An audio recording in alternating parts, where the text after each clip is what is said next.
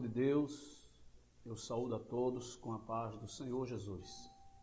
Estamos neste momento iniciando mais uma escola bíblica dominical online pela Assembleia de Deus em Mamanguape, igreja que é pastoreada pelo pastor Arquimedes Gomes de Souza Neto. Eu quero lhe dar as boas-vindas a este trabalho e queremos convidar você para fazermos a Deus uma oração, dando início ao trabalho do Senhor nesta manhã. Oremos ao Senhor.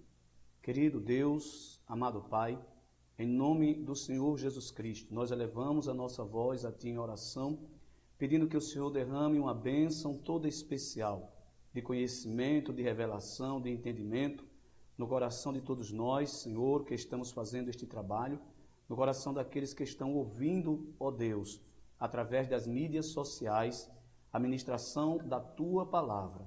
Pai eterno, em Cristo Jesus, nós louvamos o Teu santo e eterno nome por estas e outras bênçãos, em nome de Jesus. Amém. Meu querido irmão, nós queremos, antes de mais nada, nos desculparmos pelo atraso no início. Isso se deve à falta de energia no templo central, é onde nós costumeiramente gravamos os nossos trabalhos. Todos os trabalhos são gravados na igreja, mas hoje estamos sem energia elétrica por lá e então nós estamos aqui neste outro cenário.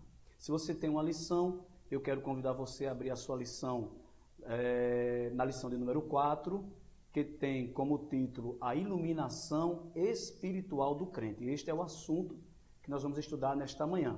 Mas antes disso, eu gostaria de ler um texto nessa Sagrada Escritura, que seria ou que será a leitura devocional, e está no Evangelho de Mateus, capítulo 16 e versículo 18, onde está escrito a seguinte mensagem. Mateus 16 e 18. Se você tem uma Bíblia aí com você, eu quero lhe convidar a abrir sua Bíblia e fazer a leitura conosco, onde diz assim: Pois também eu te digo que tu és Pedro, e sobre esta pedra edificarei a minha igreja, e as portas do inferno não prevalecerão contra ela. Esta é a leitura devocional do trabalho nesta manhã. O texto áureo da nossa lição diz o seguinte: para que o Deus de nosso Senhor Jesus Cristo, o Pai da glória, vos dê em seu conhecimento o espírito de sabedoria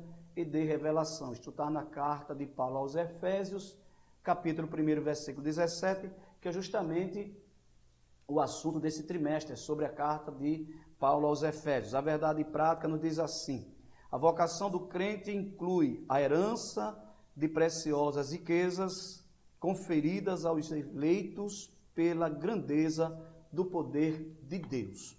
E a leitura bíblica em classe, como é costumeiramente feita por nós nos trabalhos de escola dominical, está na carta de Paulo aos Efésios, capítulo 1, versículo 15 ao 23. Você pode acompanhar, se tiver uma lição aí com você, você pode acompanhar, se não, você pode abrir a sua Bíblia e a versão, se você tiver uma versão Almeida Revista Corrigida, estará exatamente como o texto está escrito aqui. Diz assim o texto sagrado: pelo que ouvido eu também a fé que entre vós há no Senhor Jesus, e o vosso amor para com todos os santos. Não cesso de dar graças a Deus por vós, lembrando-me de vós nas minhas orações, para que o Deus de nosso Senhor Jesus Cristo, Pai da glória, vos dê em seu conhecimento o espírito de sabedoria e de revelação, tendo iluminado os olhos do vosso entendimento, para que saibais qual seja a esperança da sua vocação e quais as riquezas da glória da sua herança nos santos, e qual a sobreexcelente grandeza do seu poder sobre nós, os que cremos segundo a esperança ou segundo a operação da força do seu poder, que manifestou em Cristo, ressuscitando-o dos mortos e pondo-os à sua direita nos céus, acima de todo principado e poder e potestade e domínio e de todo nome que se nomeia, não só neste século, mas também no vindouro. E sujeitou todas as coisas aos seus pés, e sobre todas as coisas o constituiu como cabeça da igreja, que é o seu corpo, a plenitude daquele que cumpre tudo em todos. Oremos mais uma vez. Pai bendito e santo, opera em nossas vidas, pela revelação do Teu Espírito, através da Tua palavra nesta manhã. Ensina-nos, nos exorta, Senhor. Nos faz crentes melhores para louvor do Teu nome e da Tua santa glória. Em nome de Jesus, Te pedimos estas bênçãos e Te agradecemos por elas. Amém.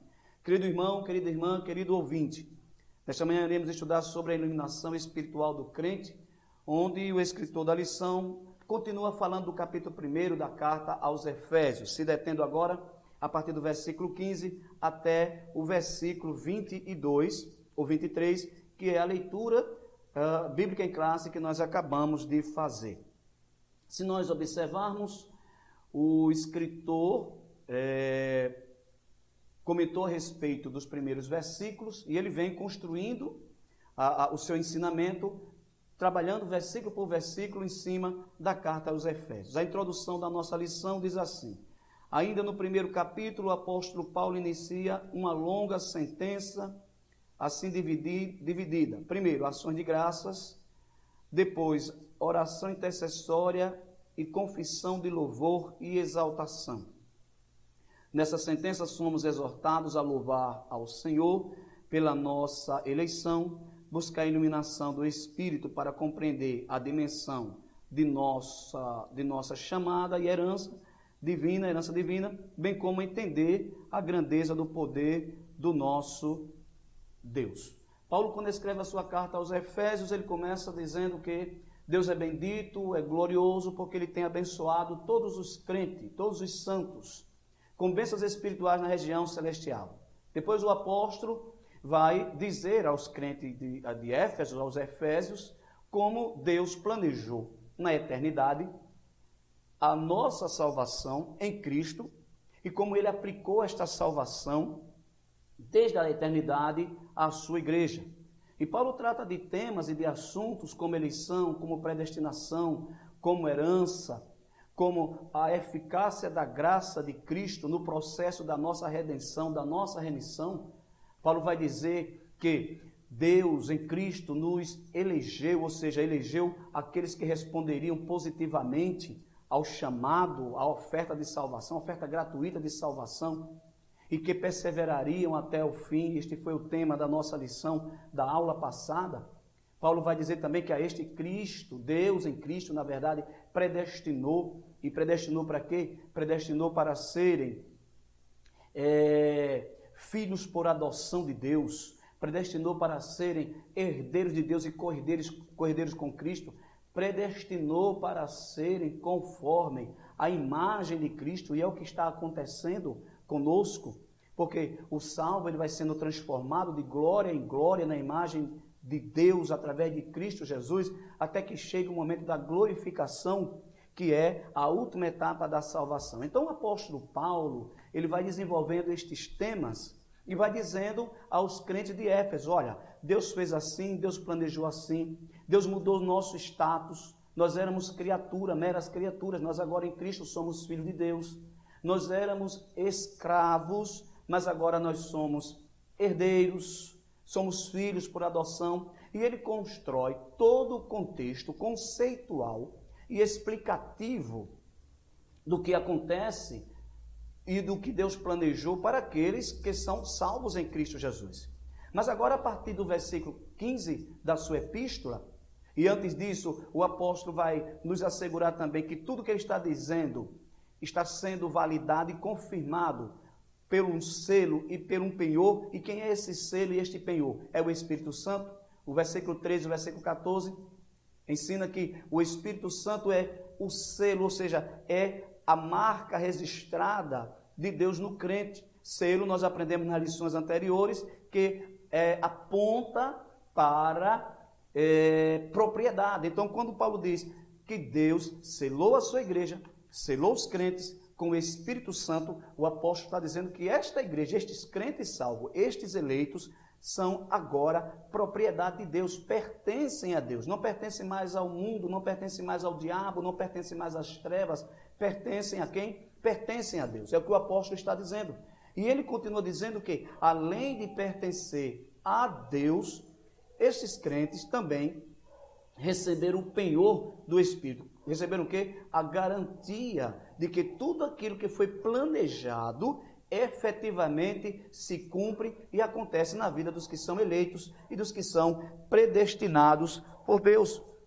Mas agora o apóstolo Paulo vai dizer que tudo isto que ele disse precisa haver uma aplicação experimental. Na verdade, os eleitos precisam vivenciar isto em sua vida. Além de saberem, eles precisarão compreender de uma maneira tão profunda que eles ainda agora, ou seja, que nós, enquanto estamos vivendo, enquanto a nossa existência, antes que todas estas bênçãos se cumpram de maneira cabal na glória eterna, Paulo está dizendo que nós já podemos nos apropriar deste poder de Deus, desta herança de Deus, de todo este efeito maravilhoso que Deus realiza na vida daqueles que são santos. Mas o apóstolo vai dizer que isso só é possível na vida daqueles que têm os olhos do seu entendimento aberto. Ou seja, que tem sua mente e seu coração iluminados por quem? Pelo Espírito Santo.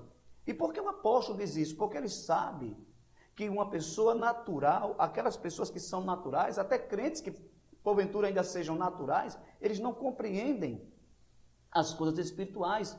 Na carta de Paulo aos Coríntios, se você acompanhar no capítulo 2 da carta do apóstolo, na primeira carta do apóstolo à igreja de Corinto, o capítulo 2 e o versículo 14 e o versículo 15, Paulo vai bem explicar justamente essa situação. E o que é que ele diz? Ele diz o seguinte: ora, o homem natural não compreende as coisas do Espírito de Deus, porque lhe parecem loucura, e não pode entendê-las, porque elas se discernem espiritualmente. O versículo 15, mas o que é espiritual discerne bem tudo, e ele de ninguém é discernido. Então Paulo está dizendo que para entender a maravilhosa herança, a gloriosa herança, para entender o maravilhoso plano salvífico de Deus para o crente, para a igreja, para os eleitos, plano esse planejado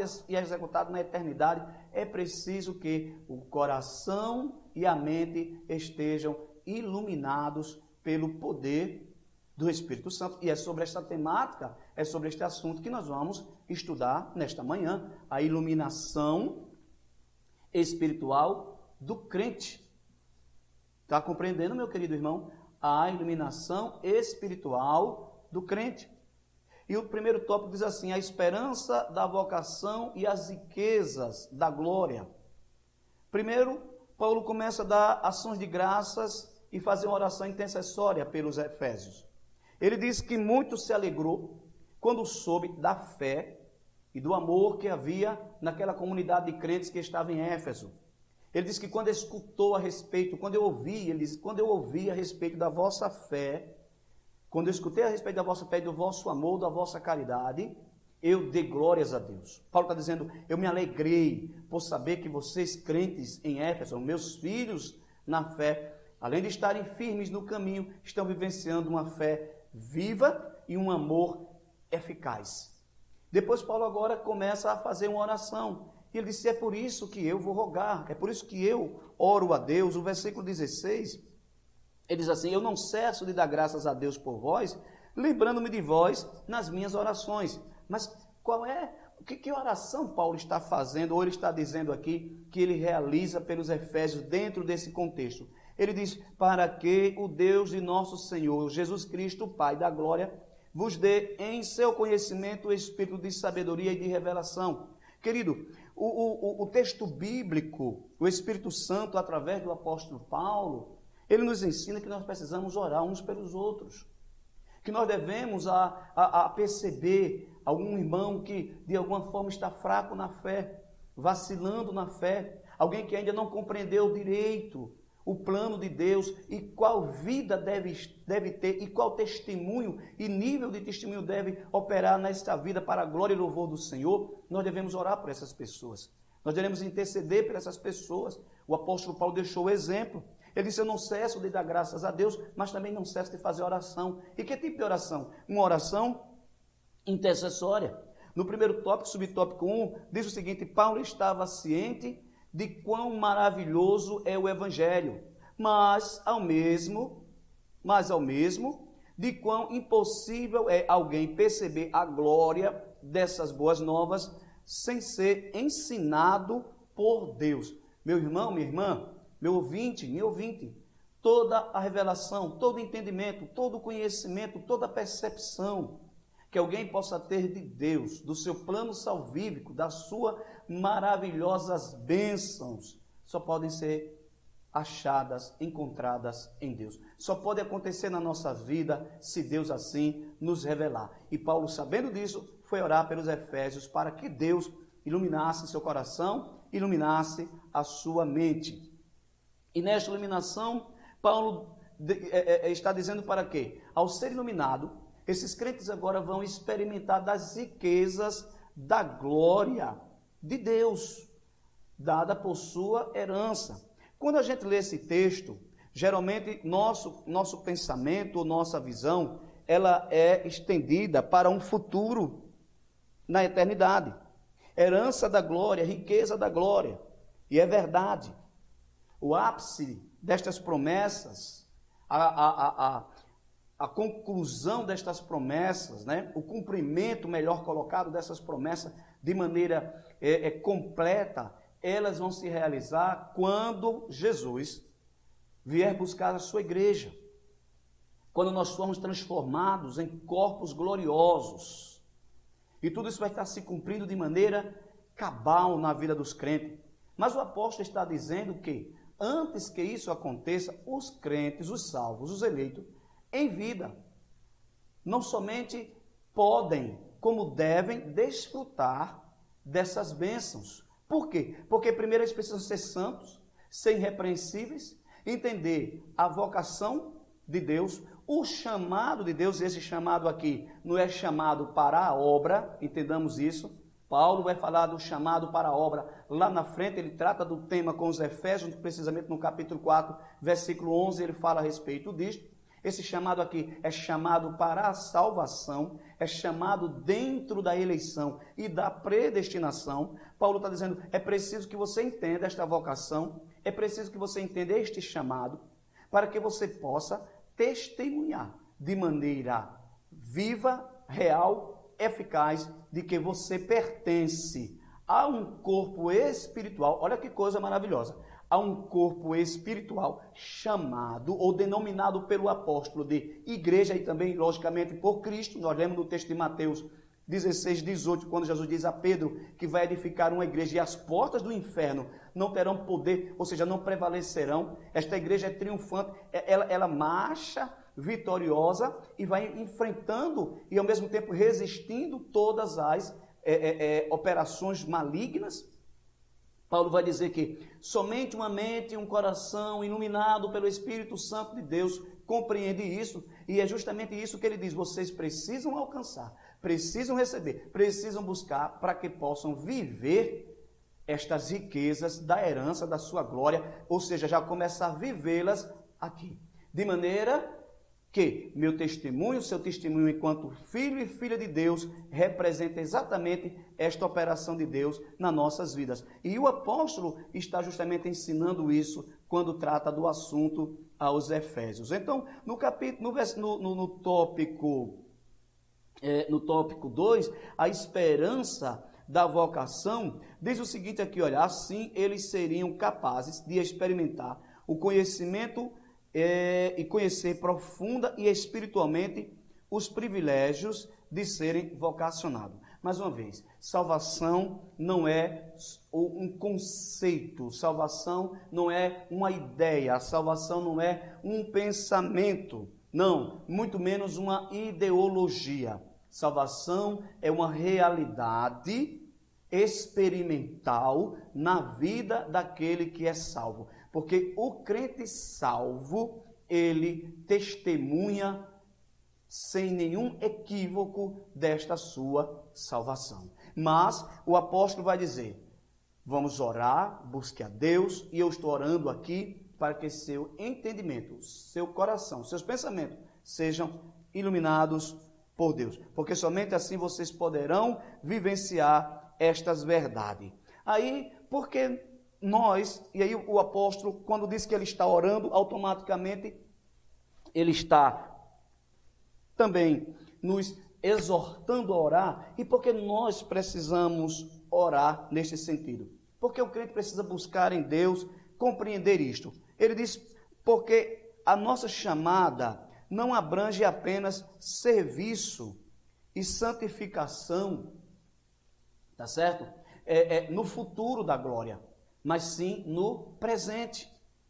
Ou seja, nós deveremos ser santos e servir a Deus no presente, mas isso só é possível se o poder de Deus, se as maravilhas dessas bênçãos, dessas promessas de Deus, registradas aqui nessa epístola, estiverem sendo alcançadas em nossas vidas. E é preciso entender isto para poder receber.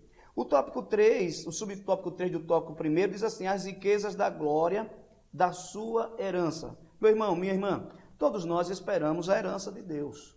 Todos nós esperamos alcançar as promessas gloriosas de um reino eterno, de uma vida eterna, de um corpo glorioso, de um momento em que todo e qualquer sofrimento, na verdade, de um tempo, ou de uma existência, se nós pudermos falar assim, da eternidade, onde todo sofrimento, toda dor, toda lágrima, toda tristeza, tudo passará, tudo acabará, tudo terminará.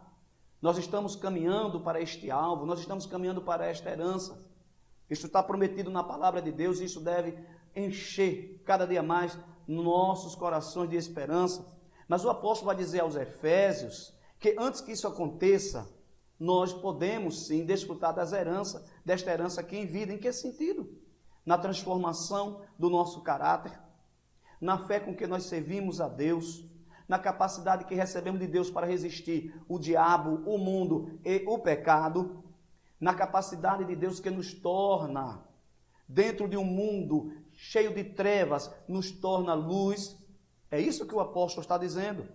E o escritor aqui no tópico 3, as riquezas do tópico 3, as riquezas da glória da sua herança, nos diz assim, olha, já o termo, ele vai tratar do assunto da herança e da riqueza. Na oração o apóstolo pede para que os crentes entendessem as riquezas da glória da sua herança. A expressão sua herança enfatiza o que Deus deu aos seus eleitos. Já o termo riqueza refere-se às maravilhosas bênçãos que acompanham o plano da salvação, tais como perdão de pecados, adoção de filhos e a bênção que serão desfrutadas no porvir. Então, essas são as riquezas da sua glória, que nós, além de cremos, vivenciamos enquanto estamos aqui em vida, servindo a Cristo. No tópico 12, ele vai falar sobre como isto acontece, através da sobreexcelente grandeza e força do poder divino. Paulo vai explicar, e nós somos muito conscientes disso, que ninguém sozinho, irmãos, consegue vencer o mundo, o pecado, o diabo. Nenhum crente, nenhum de nós conseguimos por nossa própria estatura, força, capacidade, intelectualidade ou qualquer nível de relacionamento que possamos ter, por nossas próprias faculdades, por nossas próprias condições.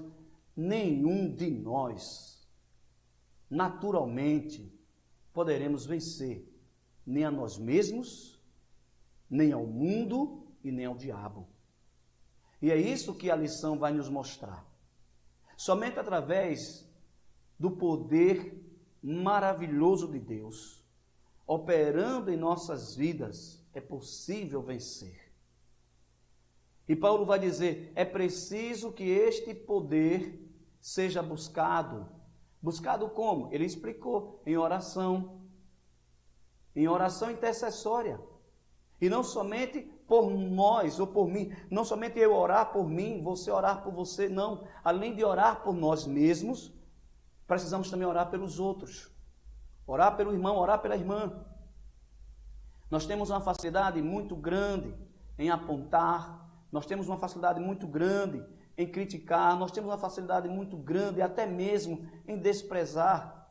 Quando alguém cai, fracassa, quando alguém tropeça. Mas não é isso que a Bíblia nos ensina. A Bíblia nos ensina que neste momento, em amor, em caridade, em demonstração de fé, deveremos orar para Deus restaurar o caído e ele receber poder para vencer e continuar na caminhada. Enquanto olhamos para a nossa própria vida, compreendendo as nossas limitações e fraqueza, sim, porque nenhum poder que opera em você da parte de Deus é seu, nem é meu, é tudo de Deus. Nenhum poder que nos faz ser o que somos em Cristo é meu ou seu. Por isso não traz glória nenhuma, nem para mim, nem para você, toda a glória é para Cristo. E Deus, na sua sabedoria, o apóstolo Paulo vai dizer, na sua segunda carta aos Coríntios, no capítulo 4 e no versículo 7, ele vai explicar como este poder ele é armazenado, aonde ele é armazenado, como este poder ele está sendo operado. Olha o que ele diz, 2 Coríntios capítulo 4, versículo 7. Temos, porém, esse tesouro em vaso de barro, para que a excelência do poder seja de Deus e não de nós. Então, se eu, nem você, temos poder próprio, nós devemos buscar o poder em quem? Em Cristo, através da oração e da intercessão. Se nem eu e você, é aquela coisa, é como a lua, né? A lua brilha, mas não tem luz própria, ela recebe luz de quem? Do sol. Da mesma maneira é você, da mesma maneira sou eu.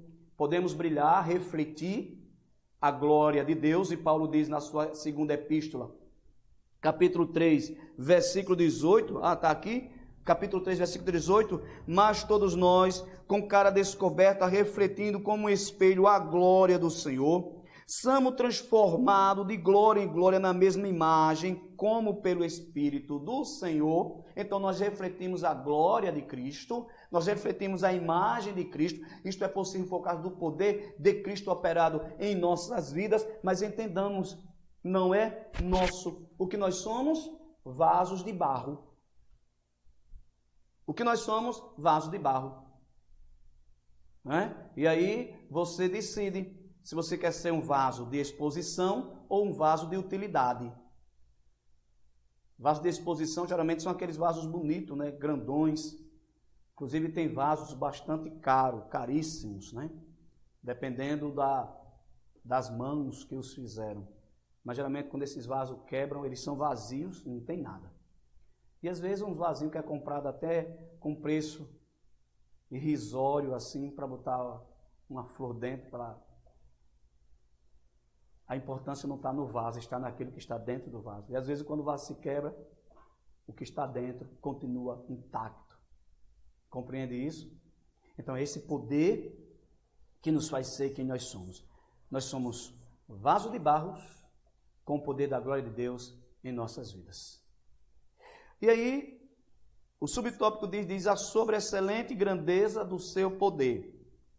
Perceba que a palavra sobreexcelente é traduzida do grego, aqui está a palavra em grego, eu não sei pronunciar, essa eu não sei pronunciar, que na forma adjetivada significa extraordinário.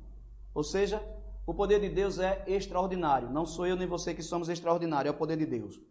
Já a expressão seguinte, grandeza, objetiva enaltecer a magnitude do poder de Deus, que a tudo sobrepuja, ou seja, está acima de qualquer poder. O termo dunamis, aqui traduzido por poder, indica feitos miraculosos que requerem força de medida. E é o que Jesus disse quando estava para ser assunto ao céu, subir ao céu. Atos Apóstolos, capítulo 1, versículo 8, mas recebereis a virtude, ou recebereis a dunamis do Espírito Santo, e ser-me-eis minhas testemunhas.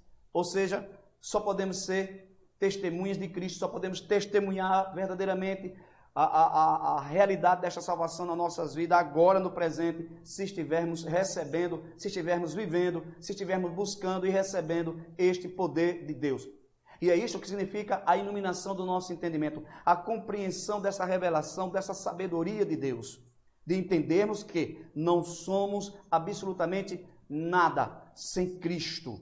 Não podemos absolutamente nada sem esse poder de Deus. Não iremos vencer absolutamente nada se este poder de Deus não estiver nas nossas vidas. E o apóstolo vai dizer que este poder é extraordinário. Ele vai dizer que este poder é eficaz. Ele vai dizer que este poder é miraculoso, ou seja, opera milagres e maravilhas na vida daqueles que vivenciam estas bênçãos de Deus. Depois, o escritor vai dizer aqui que a força do poder divino.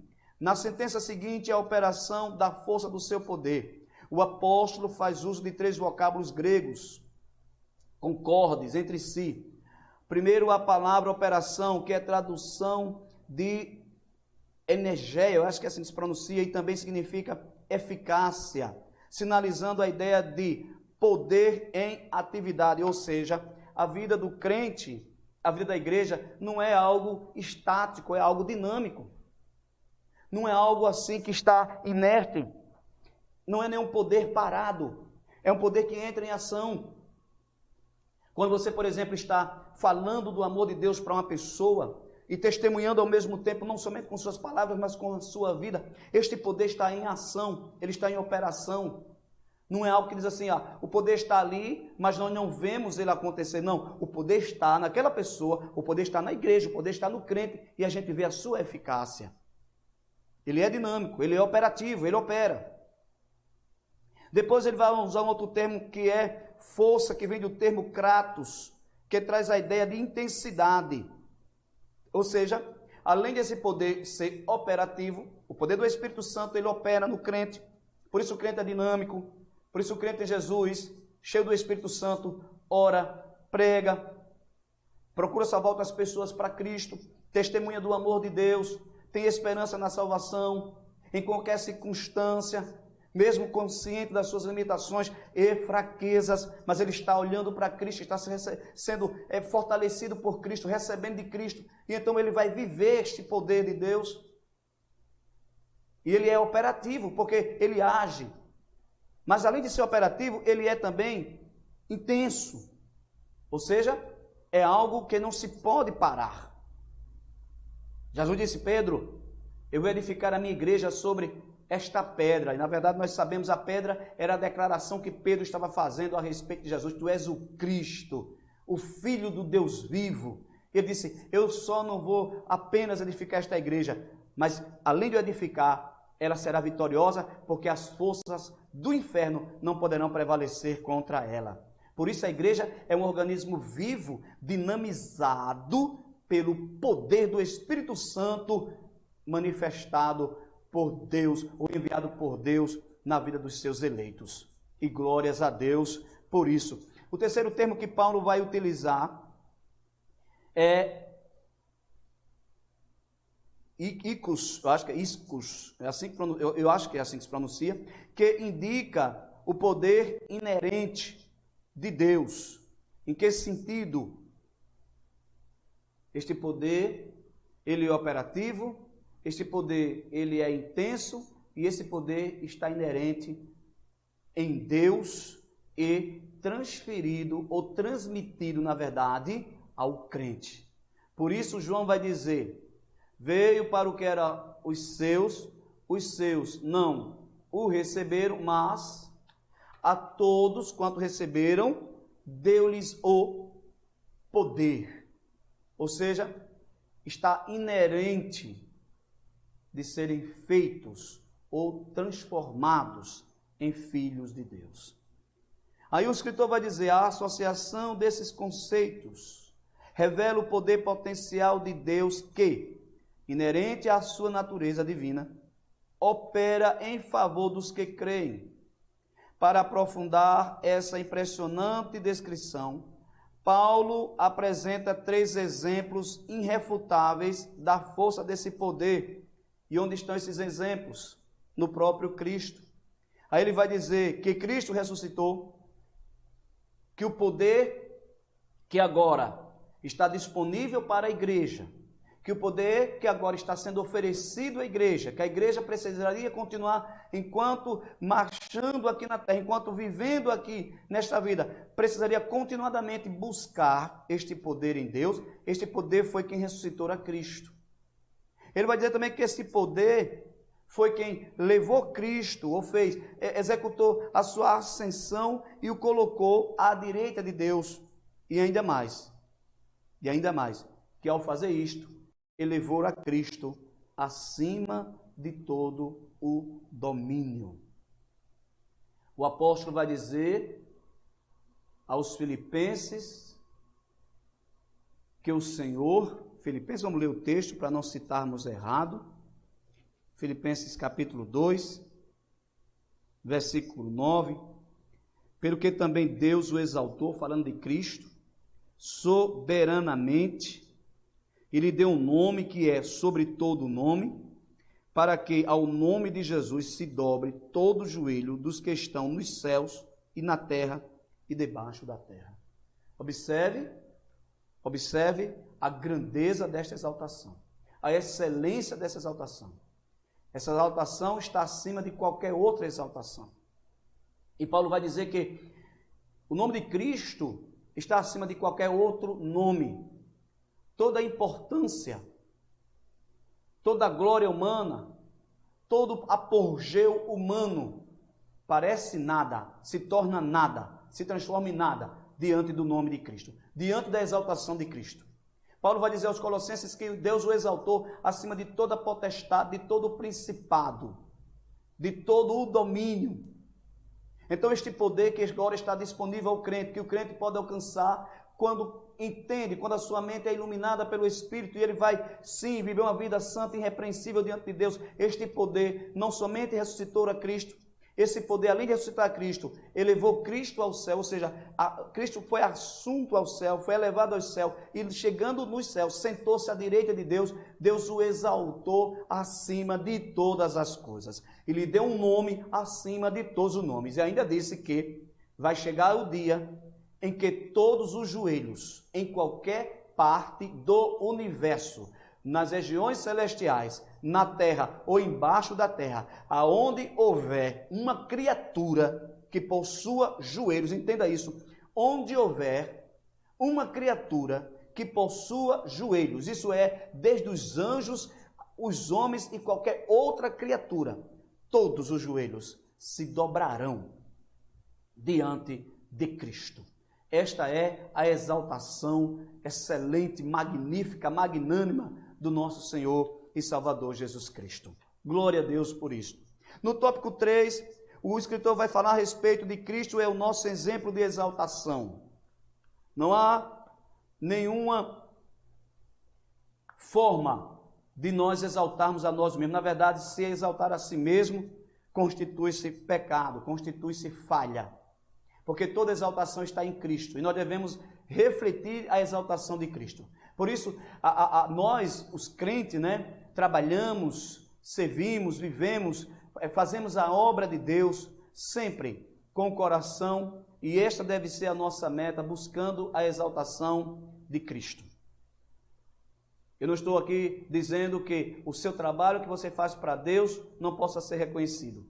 As pessoas às vezes tendem a confundir muito reconhecimento com exaltação. Reconhecer o trabalho do outro, isto é natural e é até desejável.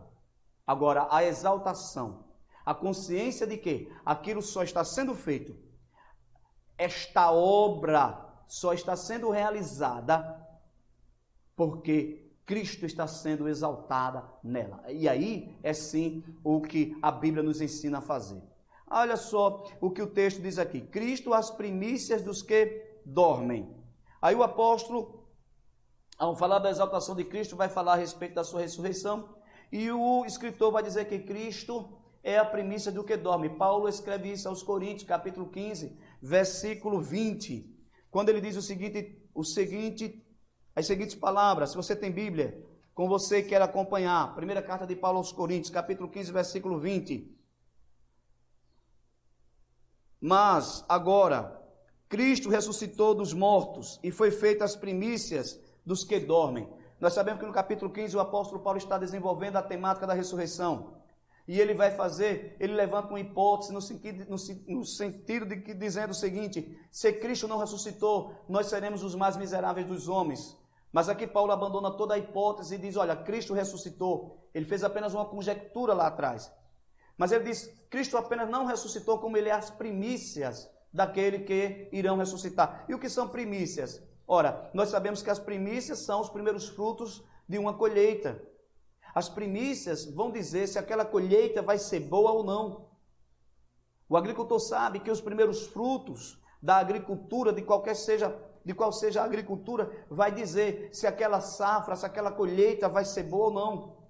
E quando Paulo diz que Cristo é as primícias dos que vão ressuscitar, ou seja, Cristo é os primeiros frutos, ou o primeiro fruto da ressurreição, que eu e você vamos participar, vamos vivenciar, que a igreja vai vivenciar, aqueles que morreram em Cristo, os que estão vivos serão transformados. Ele está dizendo, a colheita, ou a grande colheita, está assegurada. É isso que Paulo está dizendo. Jesus ressuscitou, o poder de Deus ressuscitou a Cristo. Esse poder que está disponibilizado para a igreja, este poder ressuscitou a Cristo. E porque este poder ressuscitou a Cristo, todos os que dormem em Cristo também vão ressuscitar. Por quê? Porque dormiram em Cristo. Os santos, e é importante entendermos isso, irmão. Os santos em Cristo, dormindo em Cristo, não é? O poder de Deus está sobre eles, e este poder vai ressuscitá-los, assim como ressuscitou a Cristo. E quando Paulo diz que Cristo é as primícias do que ressuscita, ou seja, o primeiro fruto, ele está dizendo que a grande colheita está assegurada. E quando chegar o tempo aprazível de Deus, ou o tempo aprazado por Deus, ele irá fazer assim. Todos que dormem no pó da terra, os crentes que dormiram em Cristo, serão ressuscitados para a glória de Deus. Serão transformados em corpos gloriosos. Os vivos serão transformados também. Juntos subiremos a encontrar o Senhor Jesus nos ares, e assim estaremos para sempre com o Senhor. E começaremos a desfrutar de maneira cabal, definitiva, completa e extraordinariamente esta herança que nós agora ainda estamos vivendo. Mas entendamos que nós vivemos em parte. Nós conhecemos em parte, e é o que o apóstolo Paulo fala na sua primeira carta aos Coríntios, capítulo 13, versículo 13, se eu não estou equivocado, é 12. Ele diz que agora, como quem olha através de um espelho, e ele usa a palavra enigma. 1 Coríntios, capítulo 13, vamos ler o texto, para não citarmos errado. Versículo 12, porque agora vemos por espelho em enigma. A versão NVI diz que agora a gente vê, através de um espelho, uma imagem obscura. Entendendo que os espelhos no tempo do apóstolo Paulo não refletia direito a imagem daquele que se mirava nele. Os espelhos eram feitos de bronze, polido, e por mais que polisse aqueles bronze, na verdade não conseguia refletir uma imagem tão bem refletida como os espelhos de hoje em dia. E Paulo vai usar essa imagem para dizer que o que eu conheço dele, o que eu percebo, o que eu vejo nele, é como se eu estivesse olhando por um espelho. Mas ele diz, então veremos face a face. Eu agora conheço em parte, ou seja, eu vivo a gloriosa herança, a vocação, o chamado, em parte. Eu conheço em parte. Mas então conhecerei como também sou conhecido. O apóstolo está dizendo, vai chegar um dia em que todo o conhecimento a respeito de Deus será manifesto. Ou seja, em que todas estas promessas, estas bênçãos registradas nas páginas da Sagrada Escritura estarão completamente sendo aplicadas na vida dos salvos. O escritor também vai dizer, Paulo vai dizer também que Cristo foi elevado aos céus e sentou-se à direita de Deus. O grau de exaltação para uma posição de honra, de autoridade, indica o completo triunfo de Cristo sobre o pecado e as forças do mal. Então, se Cristo triunfou sobre o pecado e sobre as forças do mal, através deste poder, nós também, igreja, triunfamos e vencemos a força do mal e do pecado. Cristo exaltado sobremaneira significa que ele foi exaltado acima de toda eminência do bem e do mal, e de todo título que se possa conferir nesta era e também no porvir. O resultado desse triunfo traz duplo benefício para a igreja. Primeiro, que Deus fez Cristo cabeça da igreja. Segundo, que Deus designou a igreja para ser a expressão plena de Cristo. E terceiro, isso significa que nenhum poder pode prevalecer contra a igreja do Senhor. Irmãos, que bênção, que maravilhas, que riqueza é ser salvo em Cristo. Que alegria, que privilégio estas coisas traz ao nosso coração quando elas são descobertas. E glórias mais uma vez a Deus por isso, glórias a Cristo por isso. Meu querido irmão, minha querida irmã, meu ouvinte, você que está conosco através desta ministração, deste ensino da Escola Bíblica Dominical nesta manhã, que possamos nós, ao sermos ensinados, exortados pela palavra de Deus, continuemos a buscar em Deus este poder, para continuarmos firmes na vocação que eu e você fomos chamados, para continuarmos firmes, buscando sempre a santidade e uma vida irrepreensível, testemunhando deste poder maravilhoso de Deus nas nossas vidas. E isso é alcançado através da iluminação, do entendimento, da revelação, da sabedoria de Deus, através do seu Espírito nas nossas mentes, no nosso coração. E isso é alcançado quando nós buscamos em oração, em meditação na sua palavra, numa vida de piedade. A conclusão nesta manhã, a conclusão da nossa lição, nesta manhã diz o seguinte: embevecido com as bênçãos espirituais, Paulo mantém a adoração contínua ao eterno Deus, atitude que deve ser seguida por todos os salvos. A compreensão das dádivas da salvação demonstra o excelso valor daquilo que Deus fez por nós. Seus atos poderosos viabilizam a transformação e a glorificação dos que creem. Aleluia. Eu espero em Cristo Jesus que o Senhor tenha lhe alcançado através deste ensino, desta palavra, que o Senhor bondosamente tenha ministrado aos nossos corações, e que possamos nós estarmos sempre buscando este poder, buscando sempre este entendimento de que durante toda a nossa existência, mesmo sendo eleitos por Deus, predestinado para aquelas bênçãos que a gente vem estudando, não podemos relaxar, não podemos perder de vista a necessidade de estarmos sempre aos pés de Cristo, buscando a Cristo. Paulo vai dizer, é nele que se alcança este poder, porque foi ele que já foi ressuscitado, foi ele que já subiu ao céu, foi ele que já está assentado à destra de Deus, e é ele que a exaltação do seu nome e a exaltação da sua pessoa está sobre todas as coisas.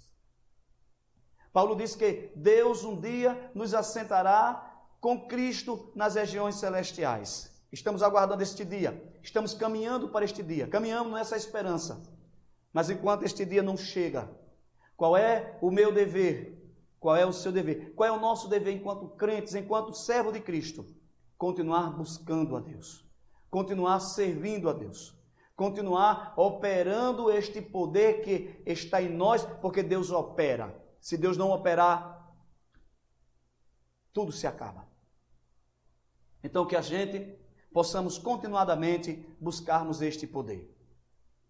Que possamos ser todos os dias despertados por Deus para buscarmos cada dia mais este poder de uma vida santa e irrepreensível, compreendendo qual é a nossa vocação, o nosso chamado e a nossa eterna e gloriosa herança em Cristo Jesus. Eu quero me dirigir a você que porventura está participando dessa escola bíblica dominical online, mas não fez a sua decisão por Cristo, mas não entregou a sua vida a Cristo e por isto, veja bem, está fora do alcance destas bênçãos. destas bênçãos que estudamos hoje e é que a gente vem estudando no decorrer desta lição. Você quer participar destas bênçãos? Quer ser filho ou filha de Deus por adoção? Quer ser herdeira ou herdeiro e co-herdeiros com Cristo? Quer ser transformado à imagem do Filho de Deus, na imagem de Jesus Cristo? Só tem um caminho, é aceitar Jesus como Salvador e Senhor da tua vida. E nesta manhã eu quero convidar você a fazer isto. Aceita Cristo aí onde você está. Faça uma decisão por Ele aí onde você está. A você que porventura está assistindo esta transmissão e se encontra afastado ou afastada do caminho do Senhor, volte agora. Não deixe para amanhã a sua decisão, porque ela pode ser tarde. Volte agora. Não adie uma decisão tão importante na sua vida. Se reconcilie agora com Cristo. Receba-o como seu verdadeiro Salvador. Ele está de braços abertos esperando por você. E ao fazê-lo, eu quero lhe pedir que nos comunique, que mande uma mensagem para nós, que faça um comentário nesse vídeo, para que possamos nós também nos alegrarmos com você, porque ao fazer assim, a igreja, ao fazer assim, a alegria nos céus, dos anjos que assistem diante da face de Deus e da igreja que está aqui na terra também, a alegria. Deus abençoe a todos, em nome de Cristo Jesus. Vamos orar agradecendo a Deus por nos permitir fazer este trabalho nesta manhã. Não esquecendo de orar pelo nosso pastor presidente, pastor José Carlos de Lima, toda a mesa da diretoria, da convenção estadual. Orar pelo nosso amado pastor Arquimedes Gomes, não somente por ele, mas pela irmã Cleusa e toda a sua família. Orar por aqueles crentes que se encontram enfermos, pedindo a Deus a cura. E orar para que Deus logo afaste este mal, esta pandemia, não somente do Brasil, mas de todo o mundo. Ore comigo em nome de Jesus. Maravilhoso e eterno Deus, queremos agradecer pela oportunidade que Tu nos deste de realizarmos este trabalho, Senhor. Obrigado, Pai, por nos fazer compreender a maravilhosa salvação que reservaste para nós em Cristo Jesus e por nos disponibilizar este poder que nos transforma em filhos da luz, nos transforma em filhos de Deus. Senhor, nós não seríamos o que somos sem o Senhor. Não faríamos o que estamos fazendo sem a Tua ajuda, sem o Teu auxílio. Por isso toda a glória, toda a honra, todo louvor e exaltação é somente para Ti, meu Deus. Pai eterno, agora em nome de Jesus, nós queremos pedir, Senhor, uma bênção toda especial para o nosso pastor presidente, pastor José Carlos de Lima, para os obreiros, pastores que compõem a mesa diretora, os homens ao quem o Senhor levantou para auxiliar Teu servo nesse estado e que estão sob a responsabilidade das decisões mais importantes da Tua igreja, para que haja sempre direção, poder, capacitação e graça sem medida sobre a vida dele. Meu Pai, oramos pelo nosso pastor Arquimedes Gomes, Senhor, que o Teu servo continue sendo agraciado por Ti, usado por Ti. Temos sido abençoados, meu Deus, todas as manhãs, pela mensagem que o Senhor tem colocado no coração do Teu servo. Pai, continue usando o pastor Arquimedes como vem usando, e edificando e exortando as nossas vidas. Guarde ele de todo mal, juntamente com a irmã Cleusa e toda a sua casa e sua família. Cristo, em Teu nome, Senhor, nós oramos por todos os Teus filhos e filhas, para que livres de doenças e enfermidades. Traga cura ao enfermo, Jesus. Pai Santo, repreenda este mal que está sobre o Brasil, Senhor. Não somente sobre o Brasil, mas sobre todo o mundo. Pai, faz cessar esta praga pelo Teu poder. Nós Te oramos, Senhor, e Te agradecemos, crendo na vitória, em nome de Jesus. Amém. Recebam a bênção apostólica, que a graça do nosso Senhor e Salvador Jesus Cristo, o grande amor de Deus, o nosso Pai, a comunhão e as doces consolações do Divino Espírito Santo sejam com todos agora e sempre. Amém. Deus os abençoe em tudo em Cristo Jesus.